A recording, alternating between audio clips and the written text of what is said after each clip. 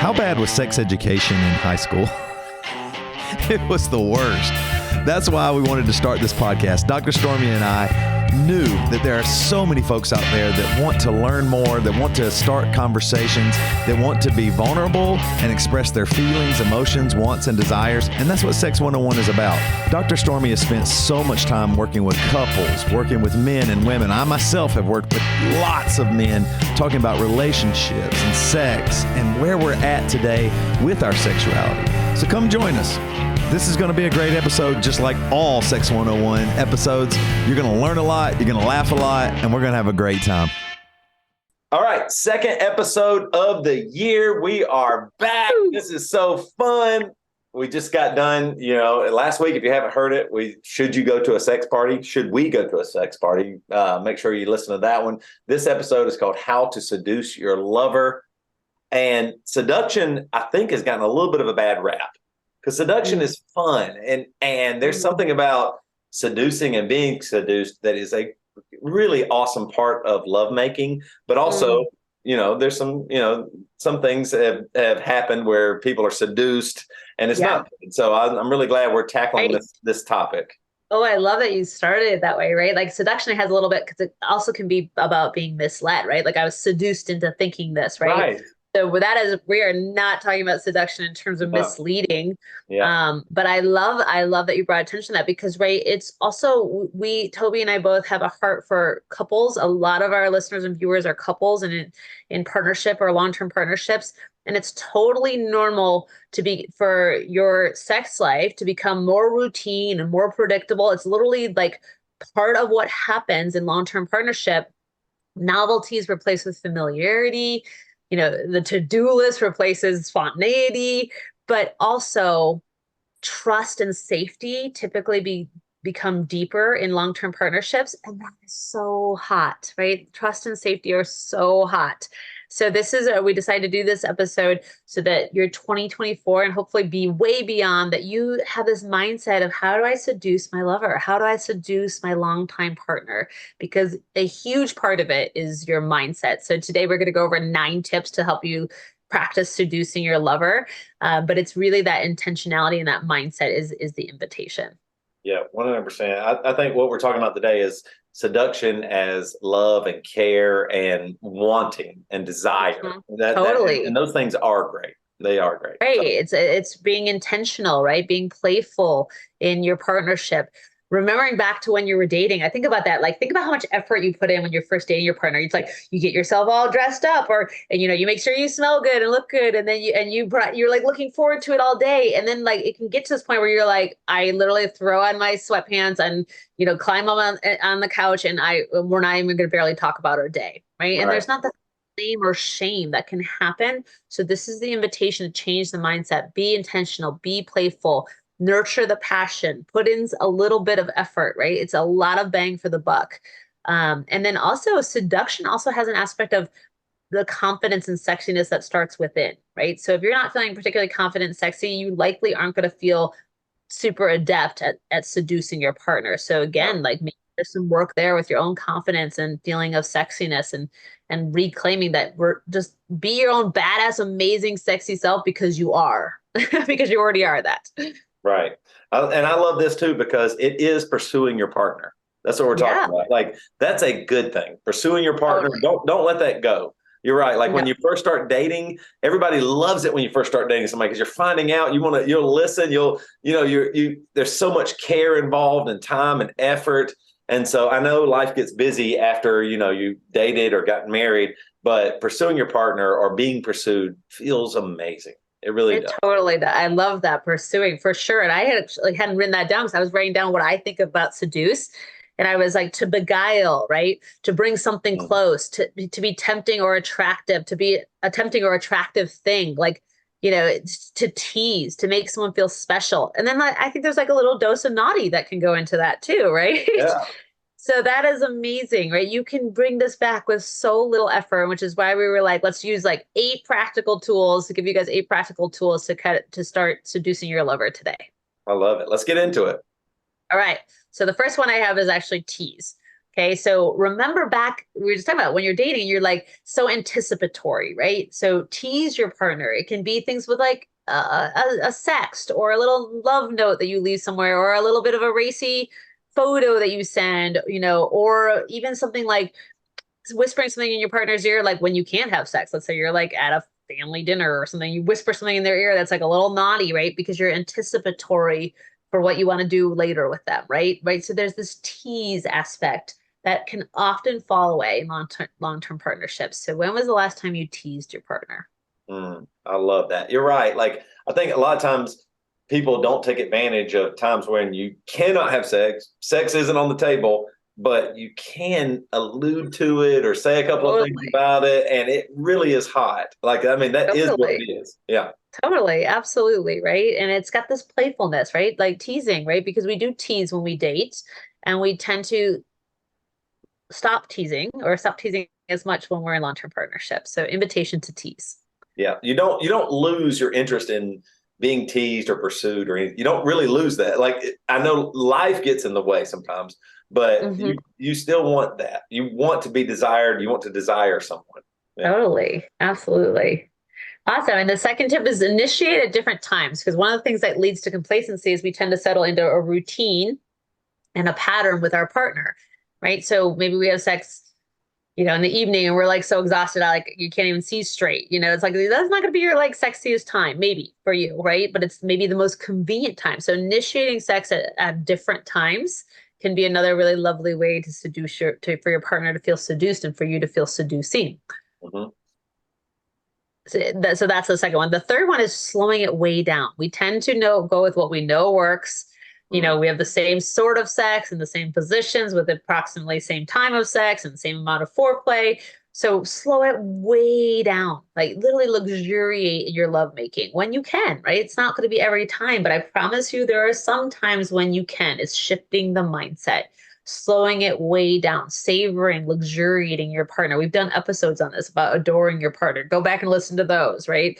But slowing it way down is the third tip. I love that. I think we all move, and I think part of that is due to porn or the movie industry's entertainment is like, oh, we got 1 minute to show you the sex scene or whatever it is, and so everybody thinks, oh, you get right to it. You know what I mean? Exactly. The pizza guy shows up, and all of a sudden you're having, in the porn, the pizza guy shows up, and they're like, oh, here's your tip. And then you immediately have exactly. That isn't real life. Real life is take a little bit of time. Touch feels so good. Just a soft caress. That's why edging matters, or it does work. That's why totally. You're building up something and then you're stopping. You're building up something and stop. Like all of that.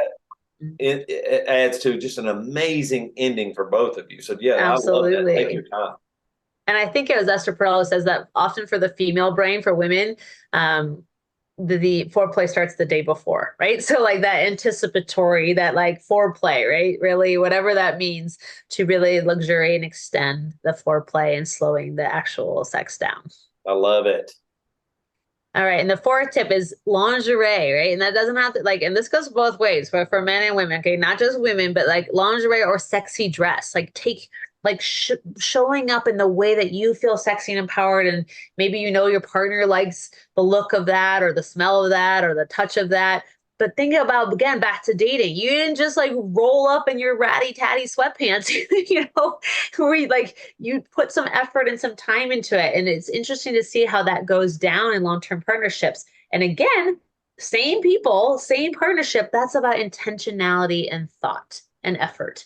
Okay. Yeah. And the best things in our life take some effort. They just do, right? I'm not saying it has to be hard work, but just look. And again, maybe you're not wearing a pleather G-string, but maybe you're wearing something that just feels good and sexy to you. And so then you're like, oh, and your partner gets to benefit from that.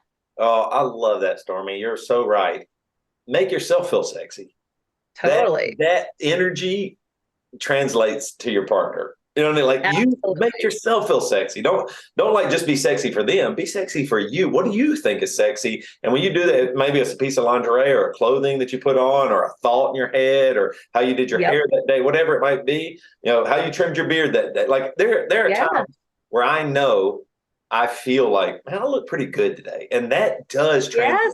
Yeah. Absolutely. That is a different way of moving through the world, and certainly a different way of making love to your partner, right? 100%. Absolutely. Right. So sexy, I always say sexy is an inside job. Our partner gets to benefit from our sexy, but sexy is an inside job. Yeah. Feeling sexy, being I sexy, love acting that. sexy, right? Okay, so the fifth one is romance, right? We would be remiss to talk about seduction without romance, right? So some of us are more innately romantically wired than others. It is due to many things: temperament, family of origin. Yeah. It can also be socioeconomic status, different things. Okay, but I promise, no matter what your background, your past, your finances are, you can find ways to be romantic. Oh, definitely. So add in some romance. It doesn't have to be these huge romantic getaways. Maybe that is part of it. That's great if that's in your bank account and your scope and your wherewithal. But it can be the littlest thing. Romance is about intentionality, thoughtfulness, consideration, knowing your partner. Right? It's a gesture. It's a token. It's an energy. So bring back some romance. Yeah, you know what? I love that you said that, Stormy, because I think a lot of times we think in this day and age, there's an answer for everything that you can buy.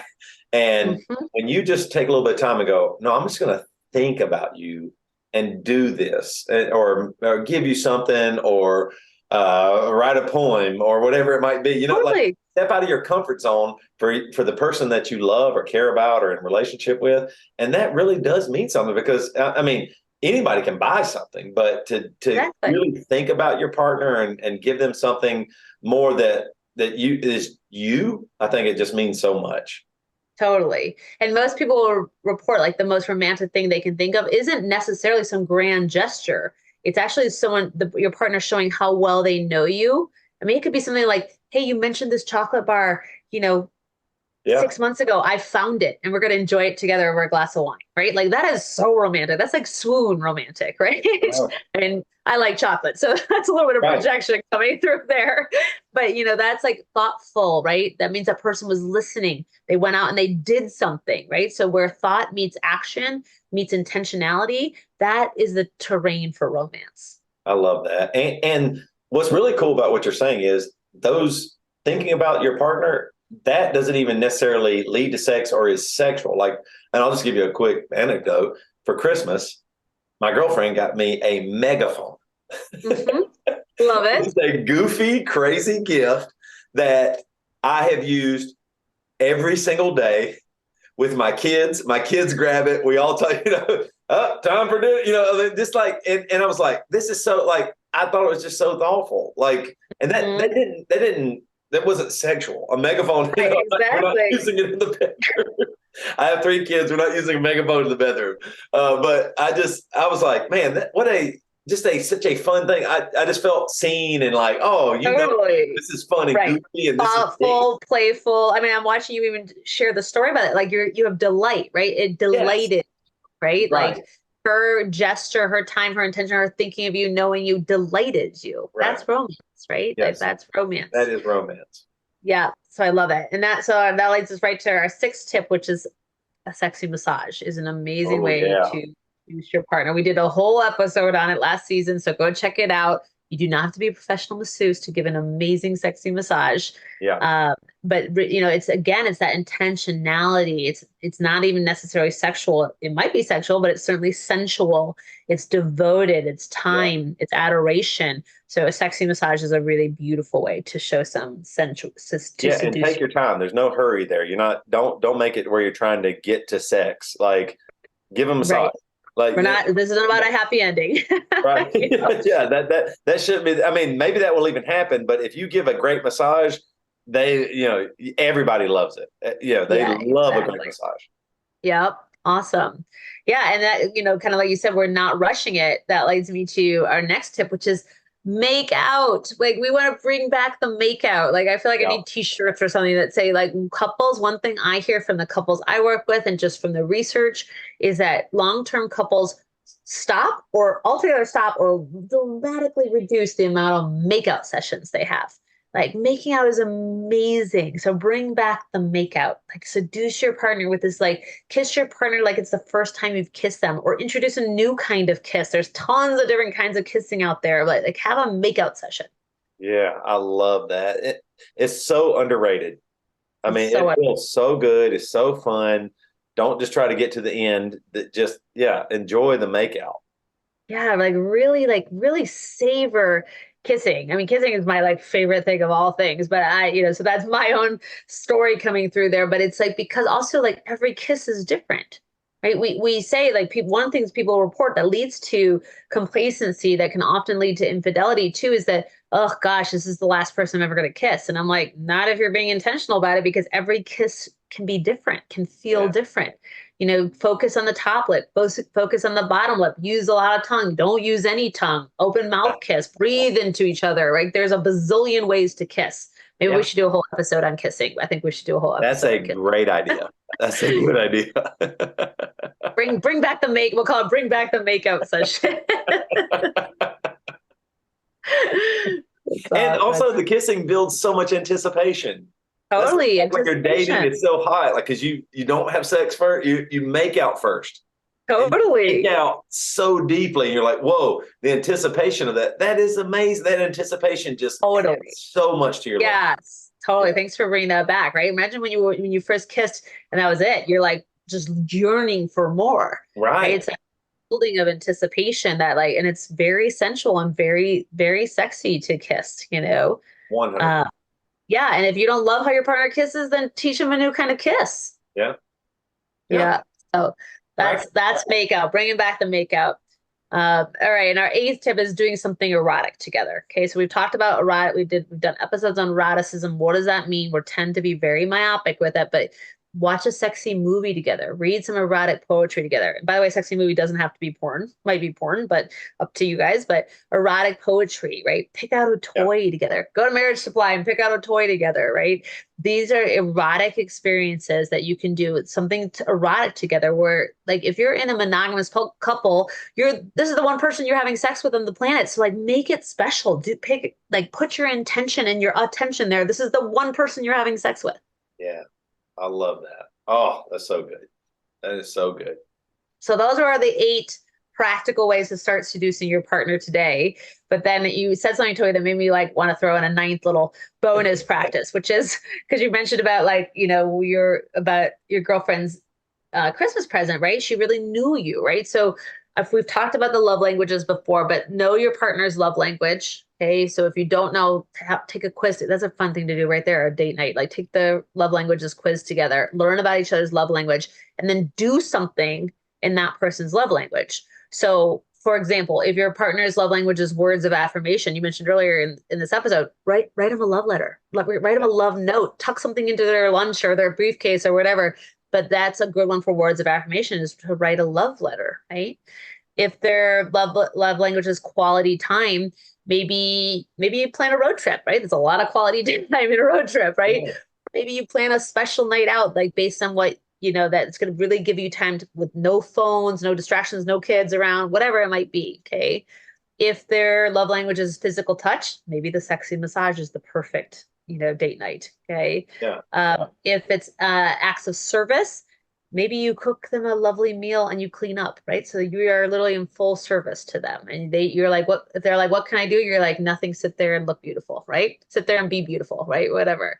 If their love language is gifts, maybe tickets to their favorite band who happens to be in town, or a night out with all their little favorite things, or that chocolate bar that I just mentioned, oh my gosh, you mentioned this chocolate bar. I got it for you and I want to enjoy it together, right? So knowing their love language and doing things in that love language is a really beautiful way to seduce your partner. Yeah. And I really appreciate you saying that, because also that isn't about you. That's about them, and that they feel that. Now, so I'll just tell you a little bit about me. My girlfriend, this is funny. I'm a 47-year-old man.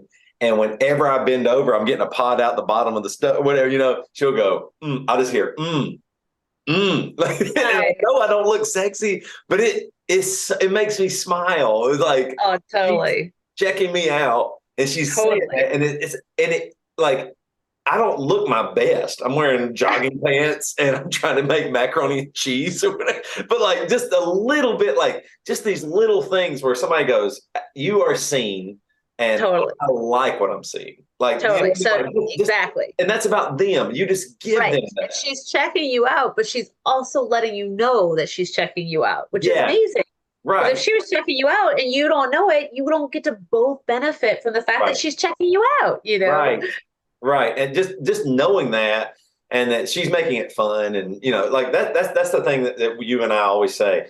You can have fun with this. You should be having. Sex should make you smile. Totally. In all aspects, not just penetration. Like, we're talking about all aspects of sex. You should be smiling. It should be fun. You should feel, let your partner know how much you actually are attracted to them and what they mean to you and all that stuff. It's just great. Yep, I agree. So start seducing your lover today, crew. Good day. All right, I love that. Okay, let's get to Stump Stormy. It's time to Stump Stormy. All right, I got a good one for you. All right, Stormy. The Earth could be repopulated to its current level using the amount of sperm that could fit into what? Oh my gosh. Well, what? Okay, so first of all, I'm visually, spatially very challenged. So all I'm imagining is like a big vat of sperm right now. But I would say like a couple swimming pools full. I don't know. An aspirin capsule. No, that is not true. Yes, it is true. An aspirin capsule. Could like an aspirin bottle. You need the whole bottle. Yeah. So that's pretty cool. First of all, who did that study? I mean, how did there is a lot of swimmers in a little bit of sperm, but that seems like minuscule amount. That is you might be right. You might be right, but that's what the study showed. That's what the study showed. Amazing. That's amazing. I don't know. So but I will say it is a superpower of penis-bodied people. How many little swimmers are in a very little bit of volume? Yeah, 100%. So, all right, good, perfect. All right, let's get to listener questions. Have a question? We've got answers. Here's this week's listener questions. All right, here's the first question. Should my husband and I schedule sex? We have 2 small kids and both work full time. And so most days I don't feel like having sex at the end of the day, which everybody understands. You're working, responsibilities. I'm really appreciative that she said that. I was thinking that if we scheduled it, then we would be more diligent to have sex, but also it does not seem romantic at all. And this comes from, I love my calendar girl. Yeah, showing my age. I used to love that song. Yeah, sweet calendar girl. Got to schedule it. So good. So yes, resounding capital YES. I am a big fan as a sex and intimacy coach of scheduling sex. Okay, so I totally hear you that it might not feel as spontaneous or romantic, and you can have spontaneous and romantic sex, but also scheduled sex can also be very romantic because it lets you build, like you said, you'd be more diligent having it. Okay, so it's a great strategy, particularly when life feels busy or you're feeling a little lackluster in your sex life or you're just feeling a little like stressed out. So it's important that you find a time that works for both of you, that you actually put it in your calendar girl, actually put it in your calendar. Okay. Literally, like put it in your calendar. Okay. Stick to it. Do it. Yeah. Have it be anticipatory. Be like, oh, baby, tonight's tonight, like whatever. Send a sexy text, like be in your own anticipation, share the anticipation. And here's the deal. Also make broaden the definition of sex. So I like to say you're scheduling sexy time. Yes, there may be sex. There may just be makeout. There may just be connecting. There may just be foreplay, but you're broadening that. Like it is time that the both of you are committing to sexy time. Yeah, I love that. And you're right, because you're more intentional the lead up can be fun. You're right. Like 3 or 4 days out, you're like, what's coming up? You can send sexy text. That way you have everything planned. Kids are out of the way, all the, everything that could interrupt it. You can do it, and it can be sexy. It actually can, for sure. It can be beautiful. Same way as when you plan a date, and you think, hopefully, maybe we'll do a little something after the date. You're still planning. You're making some plans. So, Yeah. All right. I like it. Okay. Here's the next one. And I resonate with this one. I am a very hairy guy. I am self-conscious about it and don't ever know how or when to bring it up to someone new I'm dating. Do I need to bring it up before we take our clothes off? Do I need to bring it up before we take our clothes off in front of each other? And this comes from, it's a hairy situation. And I'm a hairy dude. I got a hairy chest. I understand, like, it can be intimidating, especially because every man that you see on TV is hairless or has the greatest chest hair you've ever seen in your life. It's like everybody would want it. It's either no chest hair or the perfect chest hair that you've ever seen in your life. So it can be intimidating for guys. Okay. Well, and also according to science, they will say research says that about just over half of all men polled are concerned with their hair. Really? Okay. So it's a really common thing. So just to normalize that. But what I'm going to say to this listener who asked this question is it's really up to you. Okay. So it's like up to you to own it or work with it, right? Like, I'm not a fan of like, I mean, I think about 40-year-old virgin when he like goes in that scene to get the waxing on his chest or whatever that just popped in my head, right? They're doing it for someone else. Like, that's just never gonna, I don't ever want to encourage that with my clients, right? But if you're like, hey, I want to do that, that's a different orientation. So again, that's why I say like own it or work with it, right? So either like rock your Tom Selleck, right? Which also, by the way, a lot of women really report to finding hair on men sexy, okay? Or work with it. There's things like manscaping, but that's, you're doing it for you, not for someone else. As far as like the need to disclose that, I would say that like, again, if you're disclosing it because you're not comfortable with it, that has a very different energy than finding out as you're dating how your partner feels about it and having conversation about it. Okay. So the energy that you bring to it. Okay. And if as you're dating someone, you can be like, hey, do you like, how is your vibe with chest hair? I have a lot of it. Like, do you love it? Like, gives an opportunity for dialogue about it. But, I just like to, I always think like I say about everything in my life too, is like own it or work with it.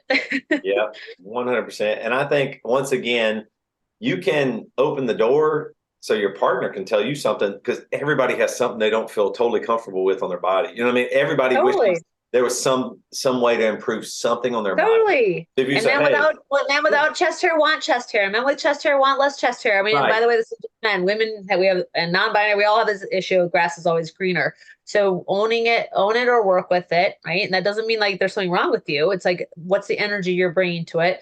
Having dialogue with your partner if you choose, or potential partner if you choose to, and then just also like rocking it, like really like being like, hey, this is, because we know that like genetics and things like that contribute the most, right? There is also a little bit of like, there's some interesting research about like the more hair you have, the more pheromones you have too. So you might be putting off some sweet ass pheromones, so anyway, that's what I would say about that. I love it.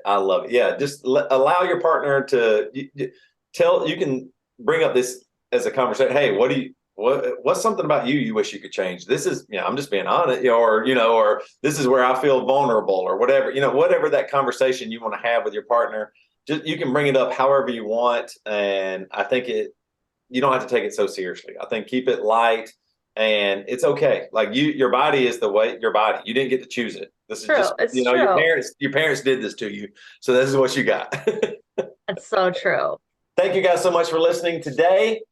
Remember, you can get 10% off at marriagesupply.com with code SEX101. And please email us your questions, your listener questions, or any topics you have for the show. You can email Stormy at lovedeeplab.com. You can email me at toby@marriagesupply.com. And definitely follow Dr. Stormy on Instagram at DocStormy, the number 1, DocStormy1, or her TikTok, which is awesome, Touchy Subjects with 3 S's. And you can follow Marriage Supply on Instagram at the.marriage.supply. Thank you guys so much. What a great start to this year. Remember, knowledge is power, sex is power, and the world needs more of both.